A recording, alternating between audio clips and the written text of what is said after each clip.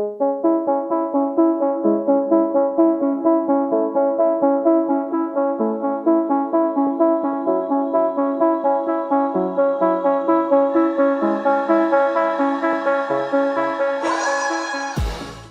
and welcome to the Blackout, where I get to talk to amazing people who do amazing things. And today I've been trying to get this happen, but your schedule is insane. But thanks for making time today. And I have Raina, the Halifax Mermaid, at the podcast today. Thanks for coming on. Thank you so much for having me. I'm really excited to be here and share my mermaid journey with your fans. Okay. So let's just start with, how did it begin? Yeah. So it didn't start like this big costume I've got with me here. I went to school to become a teacher, and I got my first degree in child and youth development. And while I was doing that, I was dealing with really extreme chronic pain and chronic illness that was going undiagnosed. It's very difficult when you have sort of a collection of symptoms to narrow it down and figure out what was going on. I was very depressed. And I think I was like 21 or 22, just couldn't keep up with my peers, couldn't go and do fun things, was kind of failing at a university, even though I'm one of those people who's usually like an A+ student, and just really felt like I had nothing good going on in my life. And when you deal with chronic pain, it can kind of become cyclical, where the things you need to do to feel better will actually make you feel worse before you feel better. So things like physiotherapy can be very difficult. So I had no motivation to get better. I was in bed and I was watching a movie, and this film came on, Splash. It's from 1984. Tom Hanks and Daryl Hannah. She's a mermaid. And I found myself wondering, how the heck did they do that mermaid tail? Because this is 1984. Underwater videography is so new, and CGI is not really a thing. So I started Googling, because I thought this has to be a costume. And sure enough, it was. And I started reading about how Daryl Hannah is actually autistic, and she was dealing with a lot of things in her life at the time. And she really wanted this role. They wanted it to go to an actress, but then have a stunt double do all the swimming. And she was like, no, I have been swimming as a mermaid since I was a child. I would keep my feet together and do everything. So they would put her up against these actresses that were like professional underwater performers, and she'd beat them every time. So she won the right, basically, to swim in this like 60-pound urethane rubber costume. And they flew her down to like the Caribbean, and she would swim between, there would be a diver out of shot, and she'd swim between the two divers on a single breath of air in this costume to give this beautiful illusion of the mermaid. And I was just like, pun intended, hooked. I thought, this is the most beautiful, graceful thing I've ever seen in my life. How can I do it? Oh my God! It wasn't just like you wanted to see it, admire it, you actually wanted to do it. And it's really funny, because let me tell you, I actually could not swim very well at the time. And obviously I'm dealing with chronic pain and health issues. I didn't learn to swim until I was 17 years old because of these ongoing issues. And even then I could really just barely kind of swim, and I needed a flotation device. My husband and I joke, because talking here with you know that this is now my job. I'm a professional mermaid. When he and I went on our first date 15 years ago, I drowned. What? Because I was not a good enough swimmer. No! So we were swimming in the lake and talking, and I'm a bit of a talker, and he's pretty quiet. And I was so nervous and excited for this date that I wasn't paying attention to how deep we were going. And I wasn't a good swimmer, so I started going under and started going under. Right. Oh my God. And he was way ahead of me, and I was trying to keep up with him. Oh my God. And finally he realized I wasn't talking, and he turned around, and I was underwater, and I'm looking up at this guy through the water, and I'm thinking, this is it. This is how I die on a date, swimming. So he had to save me. So flash back to like a few years after that, when I'm seeing all this mermaid stuff, and I started Googling, and I thought, okay, I know it's unrealistic to think that I can do what this Hollywood actress is doing, but, you know, I had dabbled in modeling, and I thought maybe I could just find a pretty and affordable costume and get some pretty pictures. That would really boost my confidence, make me feel good. And while I was just out there in the land of Google, I discovered the first professional mermaid ever. And I actually have a tattoo of her here. Nice. Her name is Annette Kellerman, and even though you don't know her name, you know what she's responsible for, because until Annette came along, women had to swim in dresses. And it was considered indecent. Wow. Yeah, so she was from Australia, but like in many places, like pretty much all of North America at the time, you could not swim in anything other than a dress. Modesty police would literally show up at the beach and measure to make sure your ankles weren't showing if you were a it's woman. funny because I've seen those photos. Like, I thought it was just like internet stuff. I should have Googled it. It's crazy. It's crazy. So Annette, she had the same chronic pain issues and health issues that I had. And at the time, the doctors also couldn't figure out what was going on. So this was the first thing that drew me to her after I realized that she did mermaid work. So she lived in the late 1800s into the early 1900s. And she started swimming as a way to cope with her chronic pain. And swimming actually opened up everything for her. She started to become healthier, fitter. She coped with her pain, and she realized she had an affinity for it. So she started beating men at contests, which was like a big no-no back then. Like men's egos did not take well to that. And she would do these diving contests and swimming contests. And then eventually she went on to star in films. And this is when the film industry is really just starting to get into something. So we don't really have talkies, as they were called, where you're actually hearing the person speak. So it's music, it's text that comes up, and she's part of this generation that transitions into talkies, which is really cool. And she makes a mermaid tail, and she's swimming in it, and she's doing all this crazy stuff. And on the side, she's trying to do these contests, and she makes this bathing suit that is the basically what the modern day women's bathing suit is based off of. And she gets arrested for wearing it. Wow. And she takes it to court, and she actually wins a compromise where the judge lets her wear her swimsuit as long as she wears tights with it. So we still can't see those ever offensive legs, okay? But this swimsuit is sort of like the Marilyn Monroe style that got popularized by her in the 50s. So Annette is doing all these crazy things. She's winning all these contests. She's filming movies, and they're doing underwater filming through a glass, which has like never been done before. Early 1900s, keep this in mind.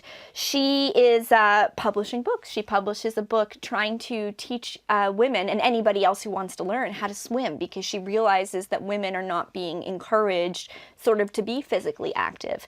The president at the time, because she immigrated into the United States, the president at the time was dealing with polio, the leftover effects of polio on his leg, and she's giving him fitness advice on his leg. Wow. And the more I read about this woman, the more I'm thinking, like, you overcame so much, and you didn't just overcome, you were thriving. You took this situation that you were given, your painful legs, the mobility issues that come with that, and it is now your life. You're this amazing swimmer, you're a mermaid, you're in aquariums.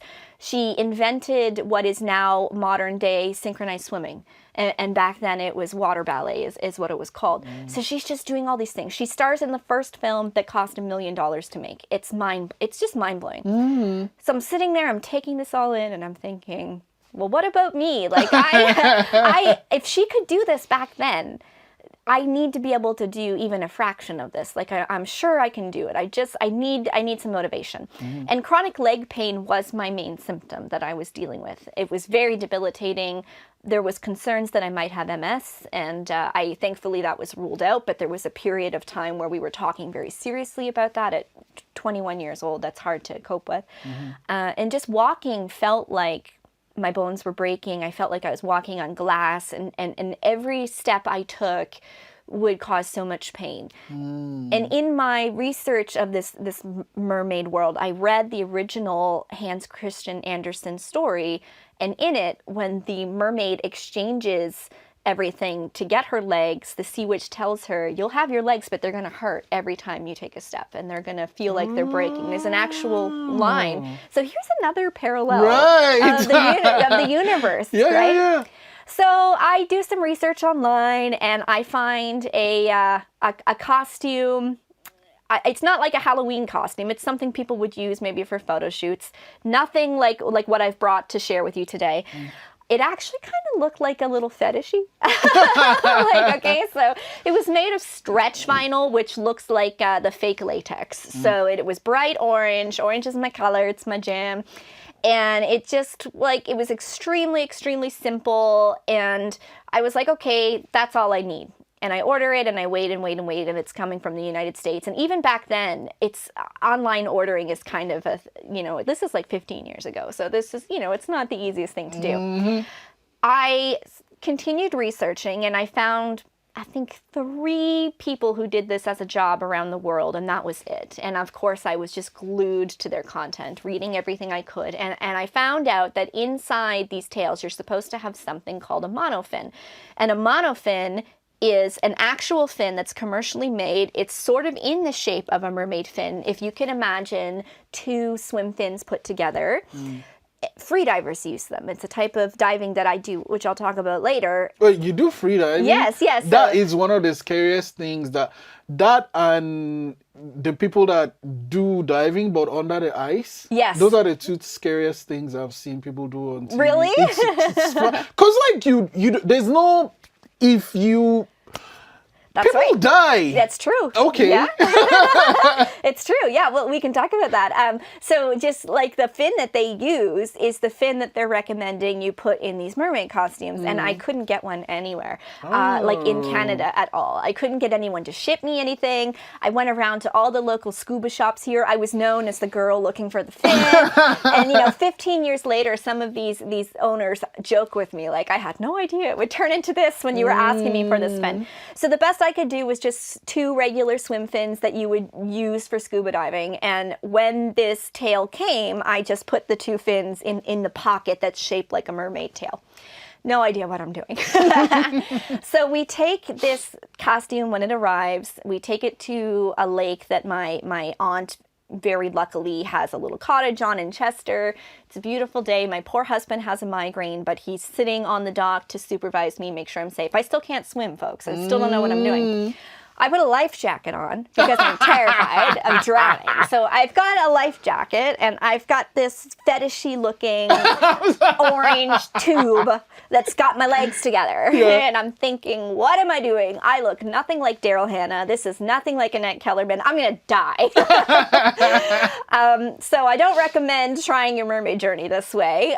There was not a lot of information back then. So I get in the water, and I just feel like an idiot. I'm trying to swim around. It's really awkward and weird, and because I don't have the right kind of fin, I can't really get the movement.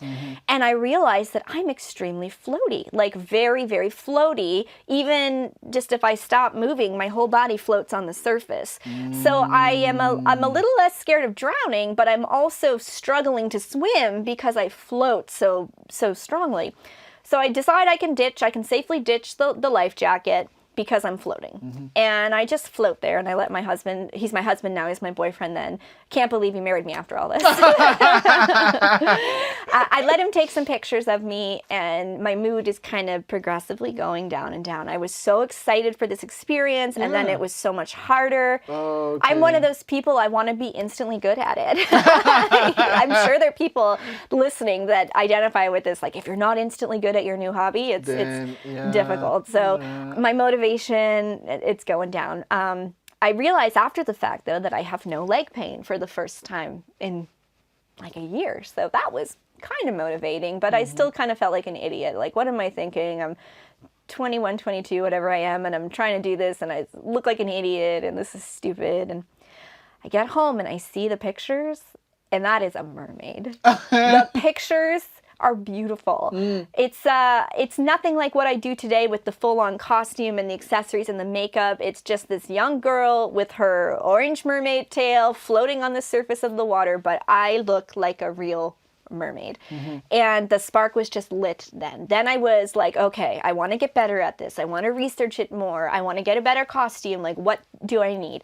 I started going to a little hotel pool that was right next to where I lived, and I would just practice swimming constantly. I would wear goggles and earplugs so that I wasn't distracted by the sensations, and I just wanted to work on the form and getting comfortable putting my head under. I would take a floaty, push it a little further each time, go under, swim to it, and grab it. And I would keep trying it with the tail, but because of the fin, it wasn't working like it was supposed to. So it was more like I was dragging this thing with me, you know? This whole time I'm in school and I'm starting to get an outlet for my pain. I'm starting to get some progress with doctors. I finally start getting some diagnoses and getting medication and treatment that helps. So things are incrementally getting better. And I'm still sort of focused on my path. I'm going to work with children. I'm going to be a teacher. And I get through this first degree. And I go into my second degree, which is the Bachelor of Education, because I really wanted to be an elementary school teacher. The whole time, I've been just experimenting with mermaids. I've been doing fun photo shoots. I've been practicing swimming. I found an artist to make me a new tail. And I had this amazing woman kind of decide to be an angel investor for me. At the time, I was documenting my journey on a website called DeviantArt, which sounds like very negative, but it's not. It was it's a pretty awesome art with a lot of cool art. Yes. So DeviantArt back then was in its prime. Everybody would put their art on there, and when they say deviant, they mean sort of to deviate from the norm, you know? And I would get all this great feedback, and I was sharing my mermaid journey. Like, I want to do this. I'm not sure who to talk to. And I found this costume maker. He was like, it's going to cost, you know, $1,100 American to make this costume. And I'm trying to fundraise, and I'm scrimping and saving money, but I am doing a degree. I'm working 2 part-time jobs. I'm living on my own. It's very difficult to save any money. This woman who'd been following my journey the entire time, she said, look, I remember what it's like to be in my 20s and just sort of how hard life can be, and you really just want to change your life, and you just need a little boost to do that, so I'm going to pay for your tail. Wow. I didn't even know her other than to have her as a fan of my art for so long. So Beverly, if you're listening, you changed my life. And I always think that she did that for me.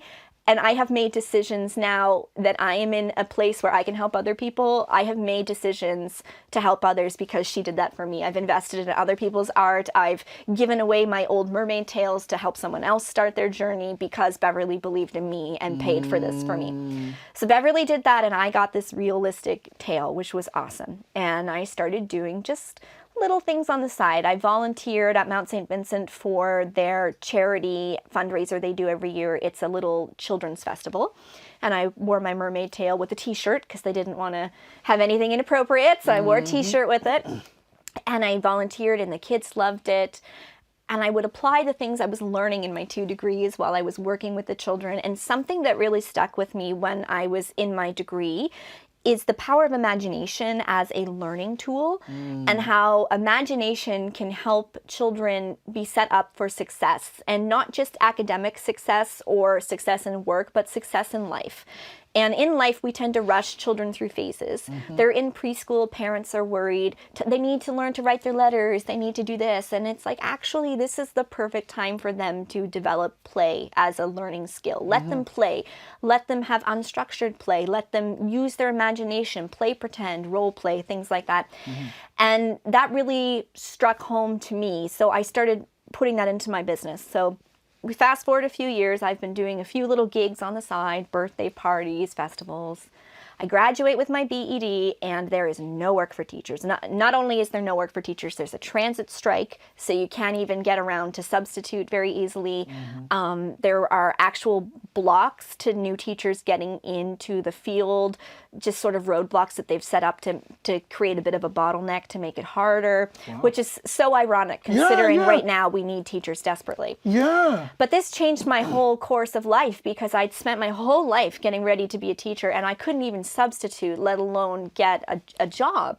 So it's like, what am I going to do? I went to career counseling, And they kept saying to me, why aren't you doing something with this mermaid thing? Like, it has so much potential. Oh, I didn't go to school and get 2 degrees to be a mermaid. I was not about that. And not only that, I didn't have confidence in my ability to run a business. Yes, I had been doing this sort of on the side for fun, but I didn't have confidence in my skills. So they were like, we can set you up with free mentoring. We can get you the skills you need. We really think that you should just take a year and try it. So my now husband and I said, listen, I'm gonna do some grunt jobs for a bit to save some money so that I can kind of pay things down and everything. And would it be okay with you if we just took a year after I've kind of set myself up and just let me try this, see what happens? Well, it's been like 14 years now. So it's been 10 years since that, but it's been 14 years of mermaiding. And that is the verb, yes, mermaiding. And now it's my life. It's amazing. It's just, it kept getting incrementally better and more experiences. And I just kept taking what I learned and putting it in. And when I went through bad things, I would channel my energy into it. And now it's just life-changing. It's wild. It's wild. What was the point where you knew that this could be like, pay the bills? Like, what was that point? What happened? I started getting really high-paid gigs, and then I won a $10,000 business grant, and I was up against thousands of other people. Yeah. Because those things are super competitive. Yes, and it was shared online, so I was up against some really intense businesses, and I just tried to be sincere. I knew that if I didn't win, it wasn't a reflection of me, because there's other amazing businesses. And when I got the phone call that we won that, it was like I saw colors. It was like I couldn't believe it. And not only did we win it, but they told us out of their entire history of running this competition and the thousands of people who've won it, they had never had the amount of media and public interest for a winner as they had with us. So they wanted to sort of capitalize on that. We did some filming with them. We hosted a local event. So instead of just sending us a check in the mail, they showed up with a giant check. I have it on my wall. It's a $10,000 check. And, back then, so this was 2015 when we won the $10,000 check. $10,000 went a long way. I was able to buy multiple costumes. I was able to train up and subcontract other mermaids so that it wasn't just me and my husband, we could spread out. I bought costumes so that I could give children lessons.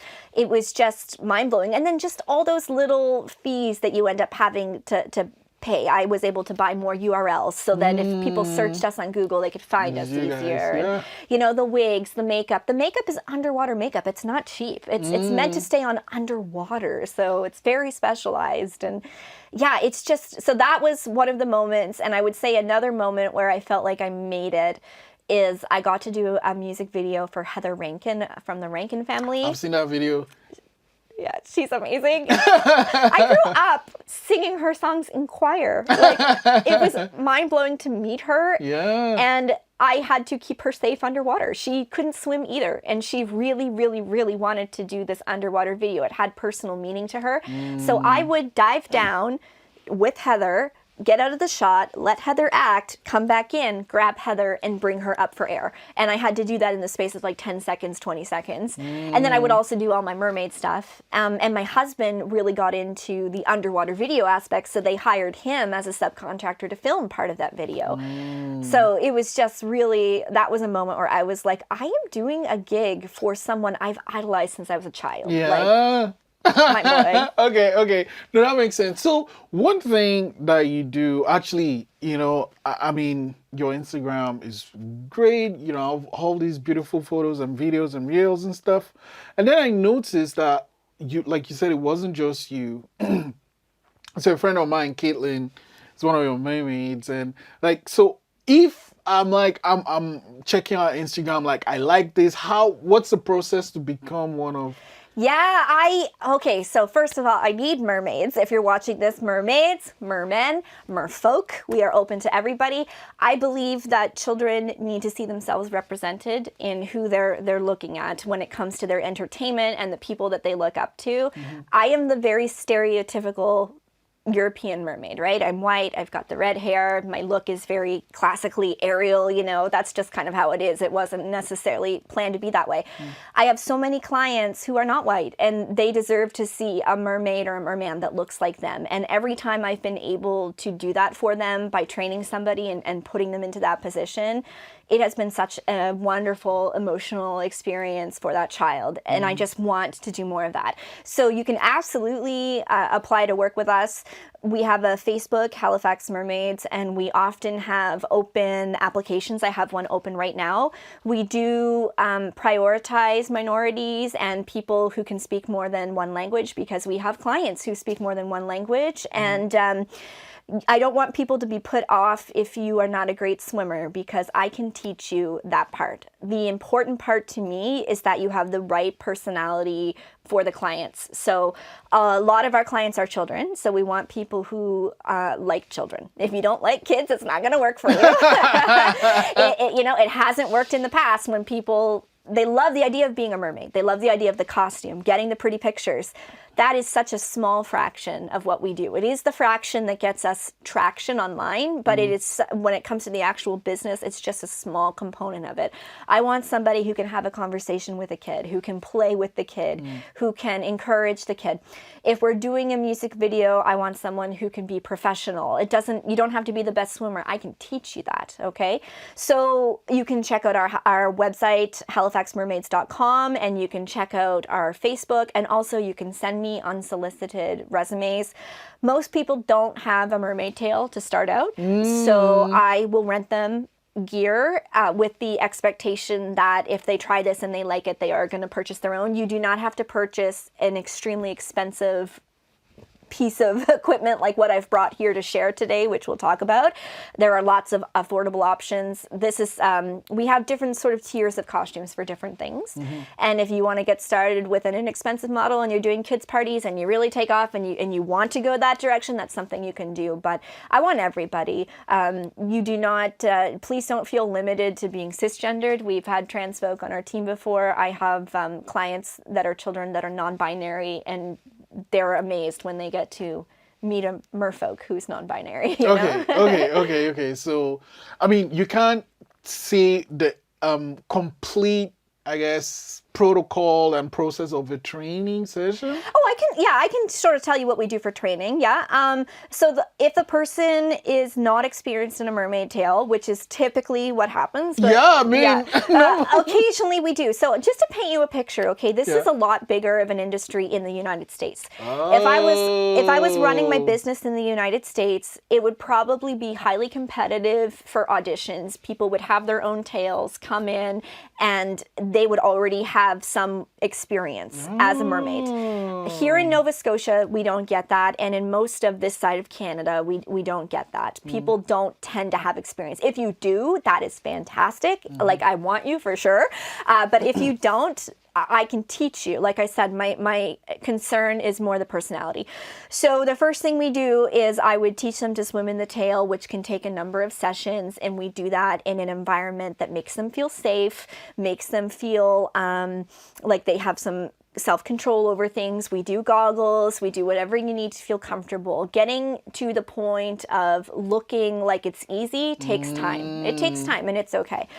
And then once you've had some experience swimming, we'll start getting people to shadow us at birthday parties and different gigs, because there's dry gigs where you don't have to swim, where you're just putting on a costume and you're sitting. We have a mermaid tank, which is really great. It's a traveling aquarium, and we do that for like Canada Day for HRM. That's a really nice one as well, because instead of being in a big giant pool or in an aquarium, you're in a tank and you can control, pop up for air really easily. You're not going to drown. Like, it's like being in a bathtub, except people can see through it. So there's all these different things. So the first thing I would do is just make sure someone feels safe. I would train them to swim, train them to feel comfortable underwater. Learning to swim with your feet together, it takes some time. And there's usually a switch that flips in someone's brain once they've done it a few times. So you tend to be your own worst enemy when you're first learning to swim. And then the switch flips, and all of a sudden it's second nature. You can do it. You can do it.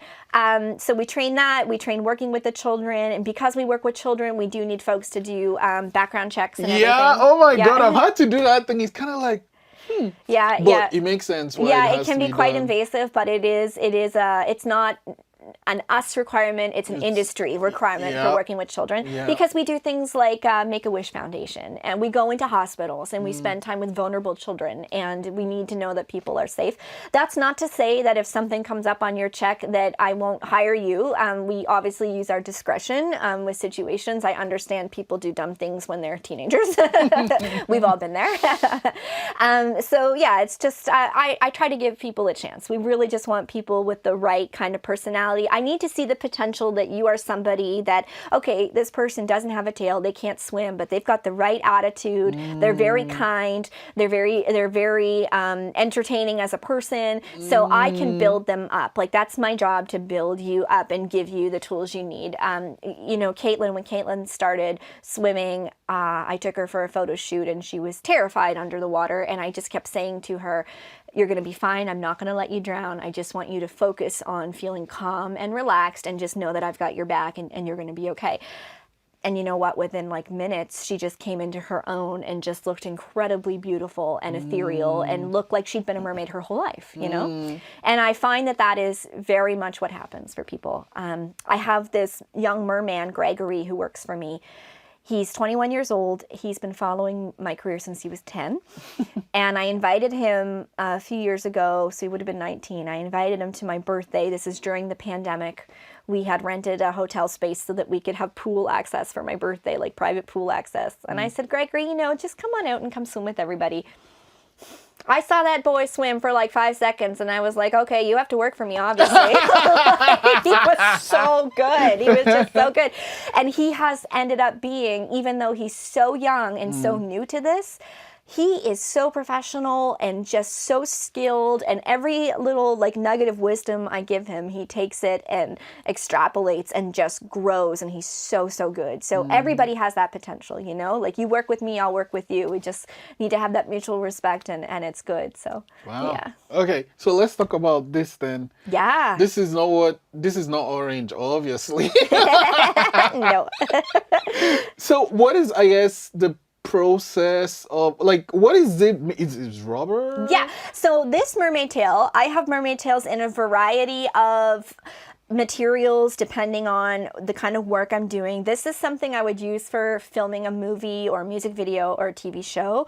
I did a film not too long ago called Welcome Alanwa Salon. I know it. I know it. That was you. Yeah, it's me. It was in one of my different outfits. So it was like, it's a beautiful film. Yeah, it's about a Syrian refugee who comes, and she's placed in St. Margaret's Bay. She's very lonely. She doesn't speak English yet. And she meets a mermaid who also doesn't speak English. I speak mermish, is what we call it. And they fall in love. And they have, it was so beautiful filming. We did amazing underwater footage. Sophia, the actress, is just a stellar, wonderful human being, and was so brave when I trained her underwater. So I would use a rubber costume for something like that, because it has that ultra realistic look and feel. But there are some trade-offs. What I've got here is about 60 pounds. It is heavy. It is heavy. Yeah, and it's we were joking earlier that it attracts everything, so all the dirt and the cat hair and dust is stuck to it. This big part here, which listeners can imagine as the where the feet go for the mermaid, is called a fluke. So this is based on animals. So a whale has a fluke, a dolphin has a fluke, a seal has a fluke. The little tail thing. Yeah. So this is the fluke, and inside the fluke would be the fin that we talked about, the monofin. And there are foot pockets that my feet go into. And the fluke is where I get all the power from. So different materials will give you a different type of swim. The bigger it is, the better it is? Not necessarily. Okay. Yeah, the big. If it's really big and it's made of, say, fabric, it can look very beautiful and flowy underwater, but there can be a lot of drag. So it slows you down. There's not a lot of power. For something that is stiffer. So my fin that I have here is quite flexible, and it's very rubbery, and it can bend. So it's sort of in the middle. It gives me a nice push, but when you're looking at it underwater, it has a nice flow. It's got this very realistic flow. If I wanted something to be very strong, I'm looking for something more performance oriented. When I'm in an aquarium, I need something strong because I have to swim up and down quickly. I would have a fin inside made of fiberglass, and that's stiffer and very fast, very, very fast. So when I do, there's an aquarium at Dalhousie University. They hire me sometimes when the aquarium's empty to be in it for different public events so that there's something interesting. And that is ocean water, it's cold, and it's very deep. So if I want to get down and up quickly, I need a strong fin. And if I want to be making fast turns near the glass so people can see me, it has to be a fast fin. If I'm in my little aquarium, my mermaid tank that I drive around places, I'm not swimming. I'm just posing and kind of playing with the kids. So it doesn't matter what I'm using in that. Something flowy and bendy that can kind of squish in there is great, right? So Yeah. the tails tend to have some ornamental features because they look beautiful in the water. So this one happens to have heel fins. It also kind of doubles as a disguise because when my feet are in the costume, there are little bumps where my heels are. So having the fins over top just makes it look a little more realistic, you know. The silicone rubber is molded to have scales, so there are these beautiful fish scales. It's painted with a highly pigmented paint and an airbrush, and I came up with this design and had one of my friends digitally draw it, and we gave it to the artist who sculpted and made it. So from the fluke, we have sort of the body part of the tail, if you can imagine it like a skirt connected to the fluke. It's a tube that goes up over my legs, and that's got, again, beautiful painting patterns. It is insane, though. It is huge, huge, huge, huge, huge, huge, huge, huge, huge. Can hear the rubber there. Yeah, so it's a custom paint job that I came up with this design. Holy smokes. And I was actually really influenced by lobsters. I really like the color of lobsters' shells, and that's kind of where this color came from. And we've got this dorsal fin, which doesn't really do anything for the actual swimming. Okay, I was going to ask if it it looks does. cool. It looks does look cool. Yeah, it looks cool in the water, and it moves on its own, which adds to the realism. And inside the tail is the same material for a wetsuit, so it keeps me warm.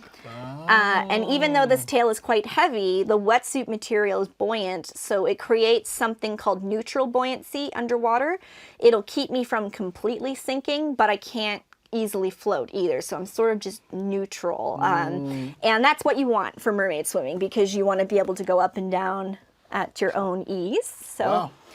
Yeah, and it's a lot of work, these big It's heavy ones. expensive, right? Yes, this one is expensive. So is this like the top? Yeah, okay. Yeah, this is the top tier. And again, I've been doing this for 14 years. You can't, unless you are made of money, you can't have the expectation, okay? Like this was like a tax return and like selling like an arm. Like I'm not saying that this is accessible, because it's not. And this is my job, and I needed to invest in things like this.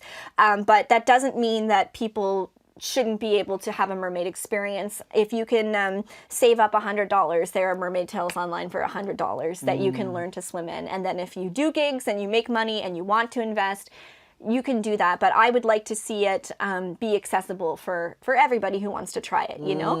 We brought my baby's merman tail here. He's got a whole variety of these. So I dealt with infertility, which is something I shared on my Instagram. And the artist who made my tail, when I announced my pregnancy was successful with my son River, I had had many losses before him, and when I finally came public with it, in the mail, I received one of these that matches this silicone tail. And it just kind of came as a little surprise, and he said, "That's for your baby." Wow. So when my baby was born and in the IWK, I put it on him like a little blanket, and he was so tiny. And now he's a year old, and he's got like 10 of them, and he wears them and plays with them and loves them, and it's so cute because we can kind of do the mommy and son thing. So Yeah. I love that. No, I mean, the pictures of you and him on your Instagram is amazing. Oh, I love love it. I love it. And he seems to really love it too. And if as he grows, he's not interested, then we'll stop doing it. That's fine. But I love sharing it with him. It's really, really wonderful. We actually just went in May to a mermaid convention in California. Oh. So, you know, when you see things Oh, like yeah, Comic-Con. you said it's big there. Yeah, in the yeah. US. So when you see things like Comic-Con and stuff like this, so this is just for mermaids, and mermaids from all over the world come, and we're able to do like training and work with underwater photographers and socialize with each other. We took my son River to that, and he was a huge hit. He was a huge hit. So he's more popular than me. He was on the news. We filmed with an Oscar-winning producer-director, and, Nice. and River was there like doing that, and I'm just like, geez, kid, you know, I've spent years on my social media, And that you know, hasn't- the second I put River on there, it's just like, yeah. So Oh my gosh. Okay, so you know, you've taken us on this journey and we're here now. And something that happened recently was Disney came out with like a remake of The Little Mermaid. I'm And so excited. I like the internet lost its mind because the mermaid is black now. Yes. And I was wondering, I mean, you've been doing this for a while. Like, what is your take on it? Yeah, well, first of all, like I said, children deserve to see themselves. And having a new iteration of The Little Mermaid does not take away all the older iterations of The Little Mermaid we had. Nobody is taking away your white Ariel. She's still there. You know, I grew up with her. She's lovely. So this is just yet another one. And if it doesn't appeal to you, then it's not for you. And that's okay. Not everything is for you. It's for the millions of kids that are going to love seeing her. And as we've seen from the viral videos Yes. of children reacting, Yeah, you know, I saw that video. It was insane. I have a friend who's Japanese, and she does an Ariel cosplay, and the amount of Asian children who just lose their mind when they see her as a Japanese Ariel is just amazing. And why are fairy tales not for everybody? Why? I mean, first of all, they're not real. Mermaids aren't real. I hate to break it to you. I'm as real as you're going to get. Why does somebody else get to dictate how we get to imagine? You know, they're not real. I hear the excuses like, oh, well, we just want it to be like the original story. Well, in the original story, she's green. Okay. So, and if you really want to go back, Hans Christian Andersen, and I know this because I researched this, and I've published 3 books about mermaids, mermaid life, working as a mermaid, mermaid history. And he was inspired by stories from Africa. And when I was researching, the very first mermaid that there's ever any evidence of in terms of storytelling, sculptures, art is Atargis, and she is Assyrian. So she's not white either, guys. It's actually, white mermaids are fairly new when you look at the culture and history of mermaids. Mermaids predate stories of angels and everything. So mermaids, I have found, tend to be in every culture. So in Canada, the Mi'kmaq have a mermaid, Sabawelanu. She is a mermaid that they would bring her shiny objects, and she would forecast the weather and tell them if the harvest was going to be good. So we have Sabawelanu with the Mi'kmaq, who's existed as long as Mi'kmaq people. We have Sedna of the Inuit up north, and she is this mermaid who gets into an argument with her dad while she's out in her boat. She falls into the ocean and becomes the queen of all the Arctic animals, and she has beautiful Inuit facial tattoos. Gorgeous art. If you look up Sedna, there's so many gorgeous Inuit carvings. Mermaids are everywhere. There are Japanese mermaids, Chinese mermaids, Hindu mermaids, and mermen, and merfolk as well. I often hear people who are really into mermaids will say like, oh, well, you have knees. Well, I'm sorry, I have knees. I'm a human being wearing a costume. But like, it is a comment I get a lot. If something goes viral, they say, well, you have knees. And I'm like, well, Atargis, like the first mermaid, has legs. So there you go.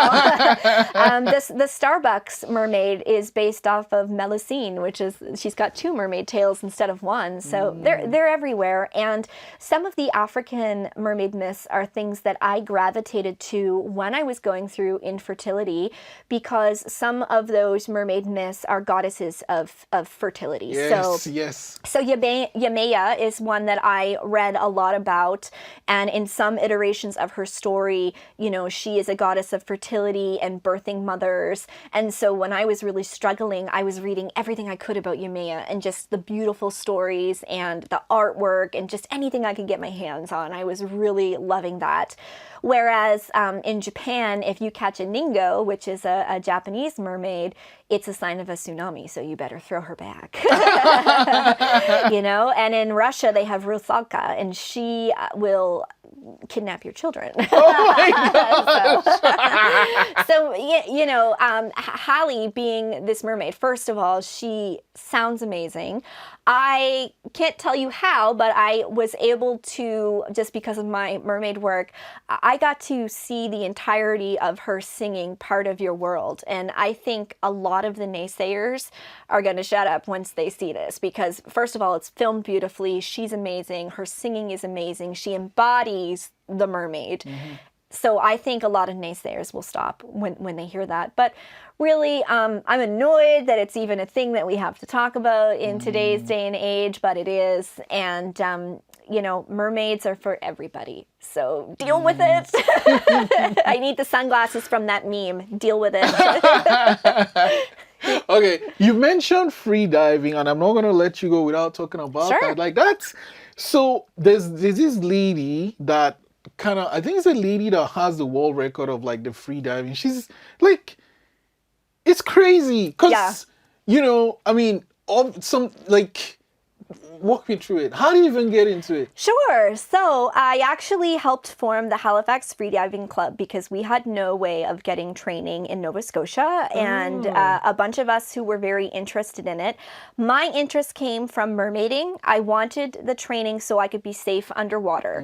And a lot of freediving is about holding your breath safely, what to do in an emergency, how to save someone if you're both underwater and that person drowns. So that's different than lifeguarding, because with lifeguarding, you're looking down, but with freediving, you're both underwater.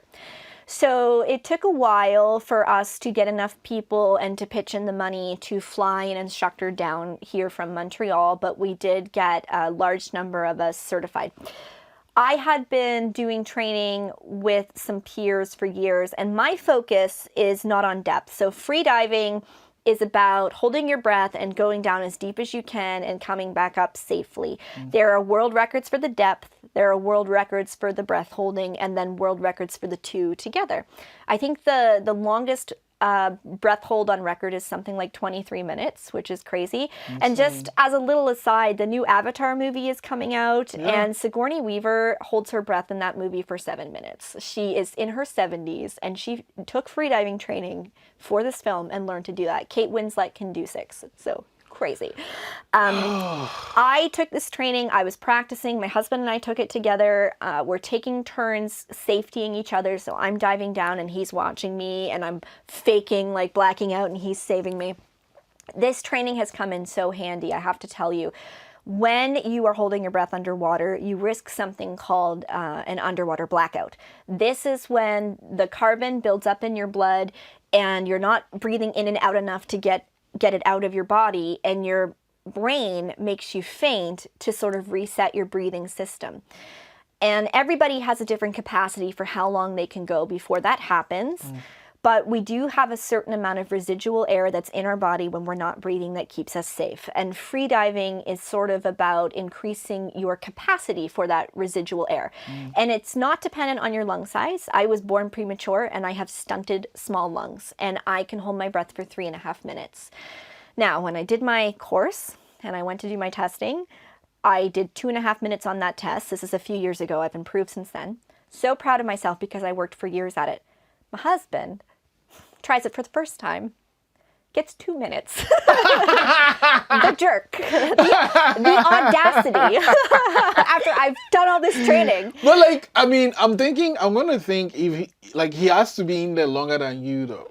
right? Most of the times. Like he is. He's going down and taking pictures, which is why we did it, right? So it's just so frustrating though that I've done all this training and then he just waltzes in. So for us, for the Halifax Mermaid team, we don't focus as much on depth. That is something that a lot of people do competitively, and it is scary. People do drown and do blackout, and it's amazing. There's usually a rope on an anchor, you know, and you follow the rope down.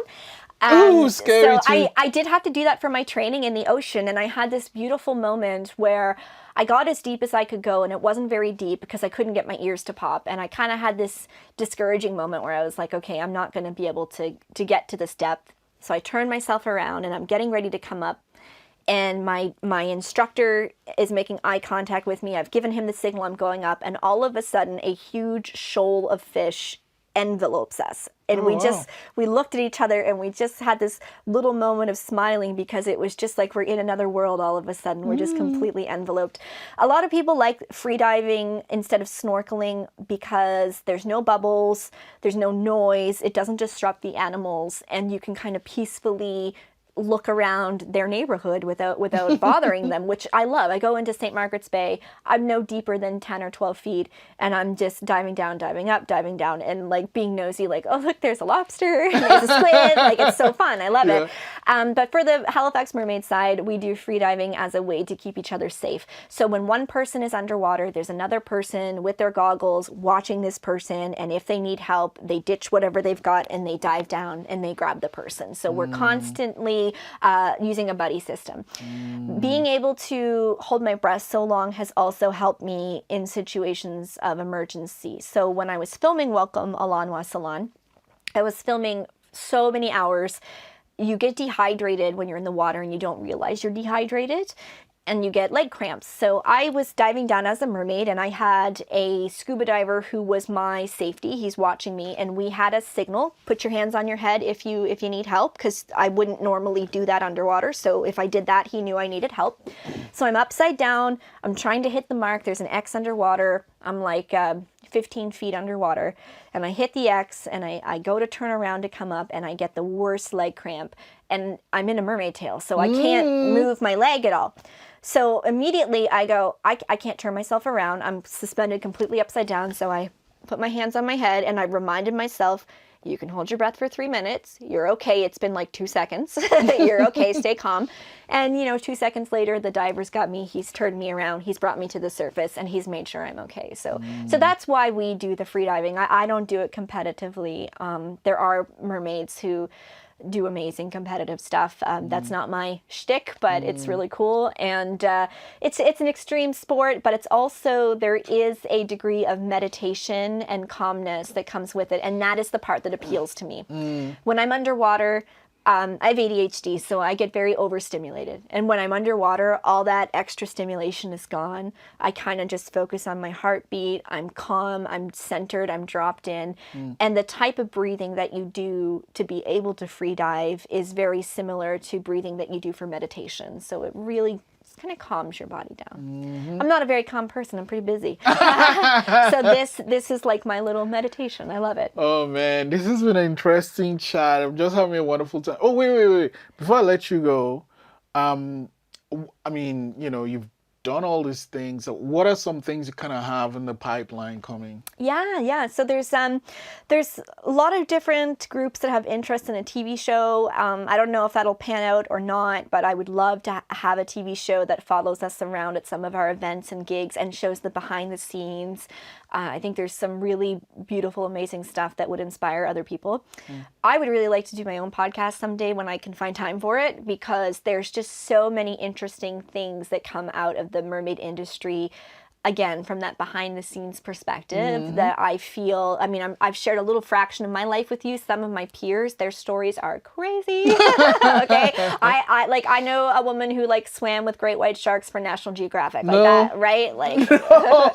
Nope. Right.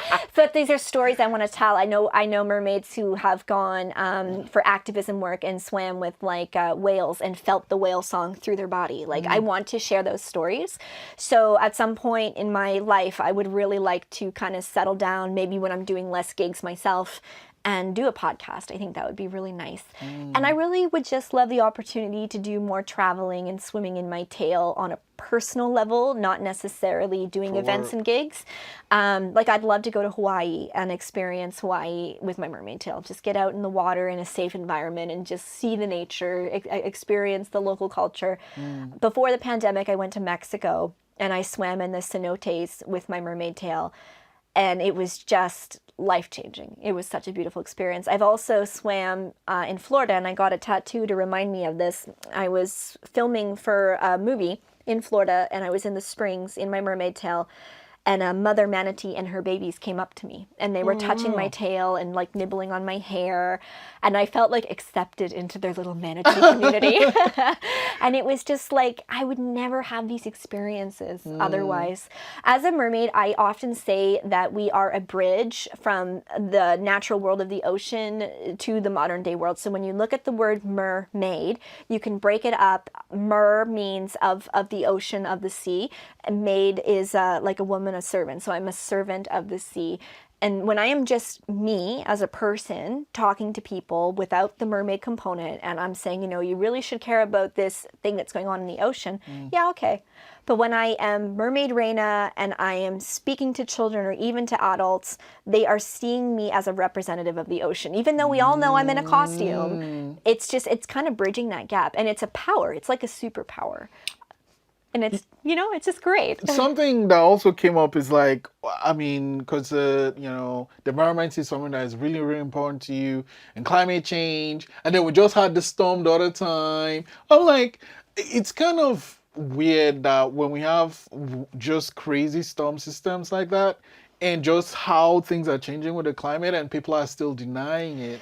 Yeah, it's really sad that people deny the realities of what are going on in our world, and I have an opportunity to change that by instilling these things in children. So because I've been doing this for 14 years, I will meet adults who saw me as a 5-year-old or a 10-year-old, you know, and I'm getting direct feedback from them about the things I taught them.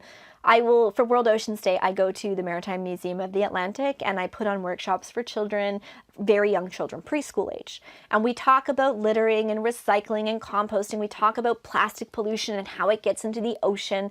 We talk about drift nets. And then I try to empower them so that they can walk away with something they can tangibly do.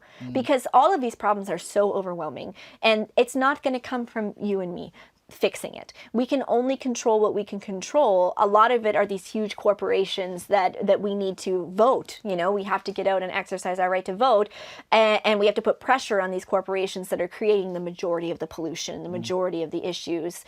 The exploitation, you know? But when you have this little preschooler and you're talking about something as scary as climate change, you want to empower them so that they walk away knowing there's something they can do. And if that's as simple as conserving energy and recycling and just making recycling cool and stuff like that, you know, I've had them come back to me. I just ran into some in their 20s. They're going to Dal, and one's a marine biologist. One's going for marine biology. But, you know, one kid was just like, you know, because of you, like, I was always chasing my parents, telling them to turn the lights off and don't leave the water running and make sure you put this in the compost. And then when we went to the beach, we would pick up garbage. And they're like 20 telling me that they did this. So all I can do is keep putting that out there and hoping that it makes a difference. The last thing I'll share is just that this woman that inspires me, Sylvia Earle, she is a 93-year-old National Geographic explorer, and she is one of the first women marine biologists, and she lived in a submarine and did all kinds of crazy stuff. She came here a few years ago, and again, a highlight in my career was getting to meet her, perform for her, speak to her. I asked her, this is so overwhelming. What is the one thing that we can do that's going to make a difference? Like, what can we walk away today and make a difference? And she said, harness your talent and your interest and just find a connection through that. So for you, podcasting, you're providing a platform for people to talk about issues that are important. You can't fix all these issues, but you've now created this space. And who knows the impact that's going to have on people, you know? And for me, it's my 2 degrees with children that I didn't end up getting to do a whole lot of teaching with. And I'm using all those skills with my love of mermaids in the ocean to target kids and help empower them towards play, imagination, and healthy skills and the environment. Wow. It's you actually preempted me because I was gonna say, if someone was like, oh man, Raina has gone and taken this thing that changed her life and turned it into a business and is making it, like, what advice would you give to that person? I think you already said that. Yeah, take it. And don't be intimidated if you don't have a business background. Halifax has a lot of free services available to get the training you need. Capital can be tricky. And I'm not saying it's not like I have privilege. The two things are, one, that I won that grant, which was just felt like dumb luck. And the other is that my husband was in a space where he could support my dream. It's not easy. It's really not easy to get the capital going. But there are grants and programs out there. You have to be persistent and keep at it. And sometimes it takes years to pay off. I mean, I had been mermaiding for years before I got that grant in 2015. The other thing is, in terms of what I do specifically, I create resources on how other people can have a mermaid business or a business similar where you're in the arts. So I have a YouTube, Raina the Mermaid, where I give tutorials on literally everything I do. I've published 3 books about it called Fishy Business, and they're on my website, and it's all about everything. Like, I've got templates for building contracts. I've got advice on talking to clients, different things that you can do at a pool party. Like, there's everything in there that you can do. And finally, I do run a Patreon where, when time allows for both parties, I offer one-to-one mentoring. So just to kind of share what I'm doing. I've always been the kind of person that once I learn how to do something, I immediately want to share it with other people so that they can do it too. And it's with everything, whether it's coping with my chronic illness, being a mother, dealing with infertility, or mermaid work. Like, I just want to pass it on and lift other people up with me so we can do it together. Freak, that's amazing. That's amazing. I knew this chat was going to be interesting, but now I have way more questions, so I'm just going to have to ask if we could do this again. Yeah, I'd love to. Okay. But for now, I just want to say thank you so much for sharing and bringing this amazing looking... We got to let them hear it. Thank you so much for coming. Thank you for having me. It's wonderful. Best fishes.